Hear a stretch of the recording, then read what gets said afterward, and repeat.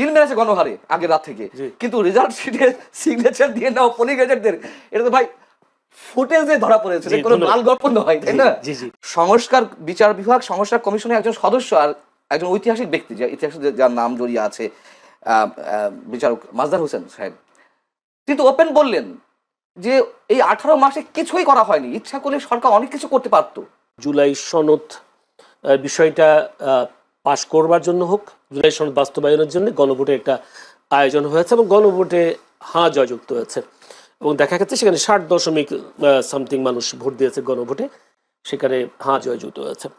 এখন আগামীকাল যদিও বলি শপথ গ্রহণ অনুষ্ঠান, সেক্ষেত্রে নিম্নকক্ষ গঠিতই হয়ে যাচ্ছে। উচ্চকক্ষে কি হতে পারে বলে, উচ্চকক্ষ কিভাবে গঠিত হবে বলে মনে করেন? কি জুলাই সনদের বাস্তবায়ন অনুসারে হবে নাকি আসলে বিএনপির দেয়া ইশতেহারে এই পদ্ধতিতে হবে বলে আপনি কি মনে করছেন? আর যদি হয় কি ধরনের জটিলতা তৈরি হতে পারে? জেনারেল ধন্যবাদ আপনাকে। আমার মনে হয় রাজ্জাকি ভাই দিয়ে শুরু করলে ভালো হতো, যোগ্য মানুষ, লয়ার মানুষ।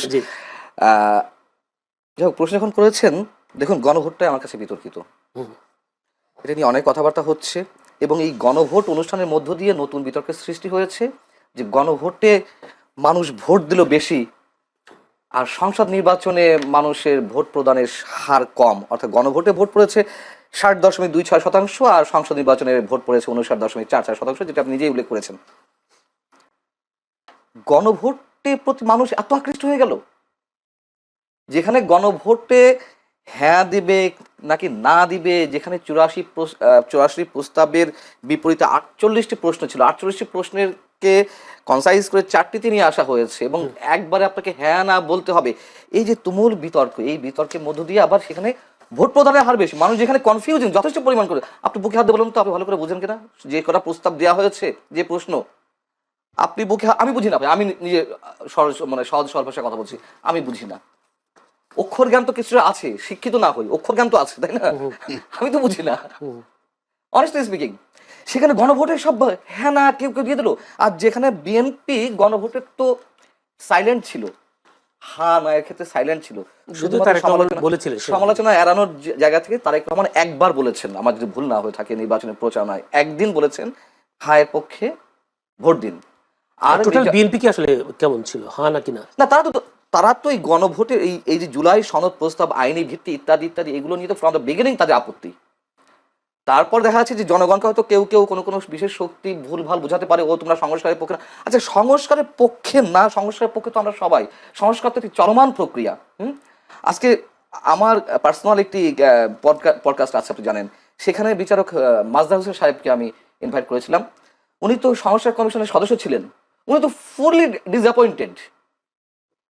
সংস্কার বিচার বিভাগ সংস্কার কমিশনের একজন সদস্য আর একজন ঐতিহাসিক ব্যক্তি, যে ইতিহাসে যার নাম জড়িয়ে আছে, বিচারক মাজদার হোসেন সাহেব, কিন্তু ওপেন বললেন যে এই 18 মাসে কিছুই করা হয়নি, ইচ্ছা করলে সরকার অনেক কিছু করতে পারত, আমাদের আশা ছিল ইন্টারিম গভর্নমেন্ট অনেক কিছু করবে, কিচ্ছু না। যে সেখানে আইন উপদেষ্টা বিচারকদের উপরে চোখ রাঙান, আইন উপদেষ্টা ইনডিরেক্টলি নির্দেশ দেন, এটাই কি সংস্কার? অতএব এই যে সংস্কারের প্রস্তাব, এই যে জুলাই সনদ আর সরকারের ইচ্ছা বা সরকারের যে ভরকেন্দ্রগুলো বা সরকারের বিহাইন্ড দ্য স্ক্রিন যারা সরকার চালিয়েছে, তাদের মধ্যে সংস্কার নিয়ে নানান ধরনের জটিলতা আছে। আচ্ছা, আমি মূল প্রশ্ন আছে উত্তরে, সেটি হচ্ছে আমাকে একটু বোঝান, এই যে উচ্চকক্ষ নিম্নকক্ষ খুব ভালো প্রস্তাব, প্রধানমন্ত্রীর মেয়াদ 10 বছর বেশি থাকবে না একজনের ক্ষেত্রে, খুব ভালো প্রস্তাব, রাষ্ট্রপতি প্রধানমন্ত্রীর ভারসাম্যের মানে ক্ষমতার ভারসাম্য হবে, খুবই ভালো প্রস্তাব। কিন্তু এই যে গণভোটটার কি প্রয়োজন ছিল? আমি প্রথমে বলেছি এটি সংবিধান সম্মত নয়। দ্বিতীয় কথা হচ্ছে 2/3 ব্রুট মেজরিটি নিয়ে বিএনপি এখন ক্ষমতায়। এর আগে সংবিধান সংস্কার হয়েছে না? হয়েছে তো। এর আগে তো নানান আইনের সংস্কার হয়েছে, নতুন নতুন আইন প্রণয়ন হয়েছে, তার জন্য গণভোট প্রয়োজন আছে?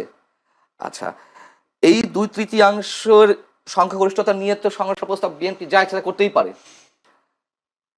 এই যে সংবিধান সংস্কার পরিষদ, এটি কেন, কোন উদ্ভট চিন্তা থেকে এটি এলো? এবং একই সঙ্গে প্রশ্ন, এটি দাবি তো মূলত এনসিপি এবং জামায়াতে ইসলামী ছিল, তাই না? সেই এনসিপি কেন এত কিছুর পরে, এত দিন পরে, নির্বাচন হয়ে যাওয়ার পরে, আজ কিবার রোববার আজকে তারা গেছেন বঙ্গভবনে স্বাক্ষর করতে? আপনি বুঝতে পারছেন না খেলাগুলো কোথায়? যারা প্রস্তাবক, যারা নিজেদেরকে বিপ্লবী বলছে, যারা এটার করতে যান প্রাণ দিতে মরিয়া হয়ে আছে, তারা কেন এতদিন পরে একেবারে নির্বাচন পরে গিয়ে স্বাক্ষর করতে গেল, তার আগে কেন স্বাক্ষর করলো না? এই প্রশ্নগুলো পাল্টা আপনাদের কাছে। তাহলে এটি দিয়ে কি হচ্ছে? তারপরে উচ্চকক্ষ গঠন হচ্ছে কি হচ্ছে না আমি একটু জানতে চাই। যদি গঠন হয় তাহলে কিভাবে গঠিত হওয়া উচিত? বিএনপি বলে আসছে যে আসনের ভিত্তিতে, আসনের ভিত্তিতে তারা উচ্চকক্ষ গঠন করতে চায়, আর জামায়াতে ইসলামী চায় পিয়ার পদ্ধতি। হ্যাঁ, সো এটা তো এখনো নিষ্পত্তিহীন অবস্থা আছে, নিষ্পত্তি হয়নি। নিষ্পত্তি না হলে কোনো জটিলতা তৈরি হবে, জটিলতা তো সৃষ্টি হতেই পারে। জামায়াতে ইসলামী 68 আসন নিয়ে আছে, আরো 6টা তাদের সহযোগীদের। সো এতগুলো আসন নিয়ে তারা তো শক্তিশালী বিরোধী দল হিসেবে উপস্থিত হয়েছে। যেহেতু নিম্নকক্ষে বিএনপি 2/3 ভোট পেয়েছে, সেখানে তাদের আইন পাশ করতেও তো তার কোনো জটিলতা নাই। দুইটা প্রশ্ন উত্তর যদি আপনার শেষের প্রশ্ন উত্তর দিয়ে শুরু করি। সেটা হচ্ছে অবশ্যই তাদের কোনো সমস্যা না, তারা ব্রুট মেজরিটি পেয়েছে। যদিও ব্রুট মেজরিটি ইতিহাস বলে যে সংশ্লিষ্ট দলের জন্য ক্ষতির কারণ হয়, তারা একনাক হয়ে ওঠার সুযোগ পায়। যাই হোক, এগুলো ভবিষ্যতেই বলবে যে বিএনপির ক্ষেত্রে আসলে কি হবে। এবং আইন প্রণয়নের ক্ষেত্রে কিছু করার নেই। হয়তো জামাত ইসলামী, এনসিপি যে 2-1 জন সদস্য বা স্বতন্ত্র বা অন্যান্য দলে যারা আছে তারা একটু হইচই করতে পারবে, কিন্তু বিএনপি যা ইচ্ছা তাই করতে পারবে। আর উচ্চকক্ষের ক্ষেত্রে আপনি বললেন যে জটিলতা, সেটাও পুরনো প্রশ্নটা বোধহয় ঘুরে ফিরে এলো যে জটিলতা একটা সৃষ্টি হবে। আমি জটিলতা এই জন্য বলছি, আচ্ছা জটিলতা হওয়ারও তো দরকার। ওখানেও তো তারা বেশিরভাগ আসন পাবে উচ্চকক্ষে। হ্যাঁ, বিএনপি ওখানে তো উচ্চকক্ষ, যদি একেবারে পিয়ার পদ্ধতিতেও হয়, তো সেই ক্ষেত্রে আইন পাশ করার ক্ষেত্রে তো তেমন কোনো জটিলতা তৈরি হবে বলে মনে হয় না আমার মতে। তো সেই ক্ষেত্রেও বা বিএনপি কেন রাজি হবে না? বলে রাজি হবে না এই কারণে তাদের রিপ্রেজেন্টেটিভ কম যাচ্ছে, যদি ভোটের হিসেবে হয়।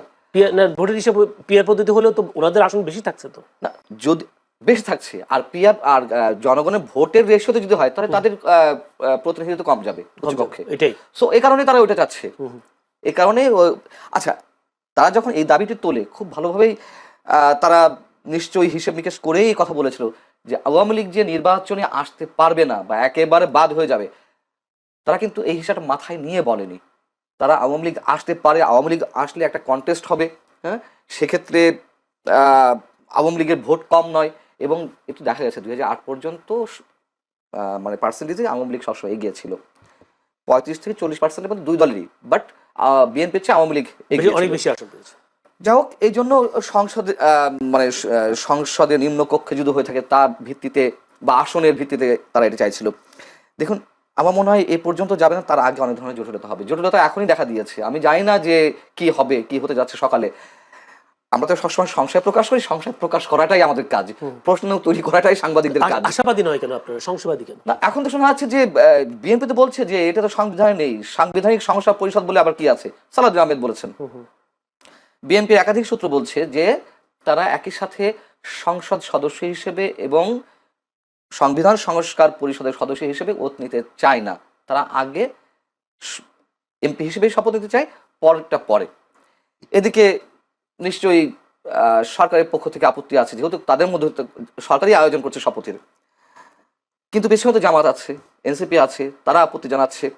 এরই মধ্যে আমরা তো এ ধরনের খবর পাচ্ছি, আমি জানি না কতটুকু সত্য না মিথ্যা, তবে একেবারে তো উড়িয়ে দেওয়া যায় না। এটা তো সত্য কথা যে বিএনপি যেটা বলছে যে সংবিধান সংস্কার পরিষদ বলে কিছু নাই,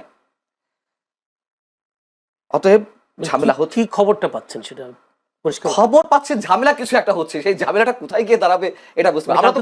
আমরা তো বলেছিলাম, আপনারা এখানেও বলেছি যে আমি মনে করি না ডক্টর মোহাম্মদ ইউনূসের অধীনে কোনো নিরপেক্ষ নির্বাচন হতে পারে। আমি মনে করি না যে, এখনো বলছি, মানে এই কয়েকদিন আগে এসে বলেছিলাম যে নির্বাচন হবে কিনা, যথেষ্ট কনফিউজড, যথেষ্ট নির্বাচন হয়েছে। আবার এই কথাই বলেছিলাম যে আমাদের ধারণা যেন, আমাদের সংশয় যেন মিথ্যা প্রমাণিত হয়, এই কথাও বলেছিলাম। তার কারণ এই গভর্নমেন্টের কোনো কাজের প্রতি আমার কোনো আস্থা যায় না। ঐতিহাসিক নির্বাচন তো হয়েছে, এটা তো অস্বীকার করতে পারেন। ইতিহাস বলতে পারেন, সন্ধ্যার ভোট, মানে আমি না এগুলার বিতর্ক সৃষ্টি করতে চাচ্ছি না। যেহেতু আপনি বলেছেন ঐতিহাসিক হয়েছে, আওয়ামী লীগের সময় দিনের ভোট রাত 10টা থেকে শুরু হয়েছিল, আগের রাত 10টা থেকে, আর এই ভোট এই 2026 12 ফেব্রুয়ারি ভোট আগের দিন সন্ধ্যা থেকে শুরু হয়েছে, সেদিক থেকে ঐতিহাসিক। আওয়ামী লীগের মতো একটি দল নেই, সেদিক থেকে ঐতিহাসিক। এই ভোটটা আরো এগিয়ে আগের দিন রাতে কিন্তু সন্ধ্যা থেকে আওয়ামী লীগের জন্য লাভ হয়েছে। আওয়ামী লীগকে আমরা যে কারণে অপবাদ দিয়ে আসছি, কেন শুরু হয়েছে বলে আপনি জানেন না?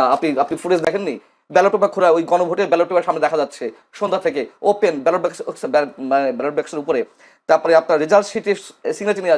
আওয়ামী লীগের সময় এটি ঘটেনি, সিল মেরেছে গণহারে আগের রাত থেকে, কিন্তু রেজাল্ট শিটে সিগনেচার দিয়ে নাও পোলিং এজেন্টদের, এটা তো ভাই ফুটেজে ধরা পড়েছে, জি, কোনো ধন্যবাদ। লাল গল্প নয়, তাই না? জি, জি। তো আপনি সেদিক থেকে ঐতিহাসিক, হ্যাঁ, নানান কারণ ঐতিহাসিক, এবং ঐতিহাসিক আরো একদিক থেকে পৃথিবীর ইতিহাসে কোনো নির্বাচন পাবেন না, নট অনলি বাংলাদেশ, পৃথিবীর ইতিহাসে কোথাও নয় যে একটা নির্বাচনের আগের রাত পর্যন্ত মানুষ কনফিউজিং অবস্থা থাকে এই নির্বাচন হবে কিনা। হবে কিনা। আচ্ছা, আমরা তা দেখলামও বিএনপি ক্ষমতা এসে আওয়ামী লীগের রাজনীতি করার পথ সহজ হয়ে গেল কেমনটা মনে হচ্ছে। এই জন্য বলছি যে বিভিন্ন জায়গায় আওয়ামী লীগের কার্যালয়গুলো খোলা হচ্ছে, খুলে দিচ্ছে, জয় বাংলা স্লোগান দিচ্ছে, এবং বিএনপির নেতারা গিয়ে গিয়ে খুলেও দিচ্ছে এরকম। তাহলে কি বিএনপি ক্ষমতা আসার কারণে আওয়ামী লীগের রাজনীতি করার পথটা সহজ হয়ে গেল কিনা? খুব স্বাভাবিক, খুব স্বাভাবিক, যেটি রাজাকে ভাই বলেছেন, সেই কারণে আওয়ামী লীগ খুশি। অন্তত রাজাকে ভাইয়ের এই পর্বের এই বক্তব্যে আমি সম্পূর্ণ একমত। সবাই খুশি, আমরা সবাই রাজা। এখন বিষয় হচ্ছে যে শুধু আওয়ামী লীগ, বিএনপি বা যার যার জায়গা থেকে খুশি তা না। দেখুন, এটি বাস্তবতা। বাংলাদেশের মানুষ যে দলই করুক না কেন, আমি সবসময় একটি কথা বলি, 80 থেকে 90% মানুষ মুক্তিযুদ্ধের চেতনায় বিশ্বাসী। সেই মানুষগুলোও খুশি।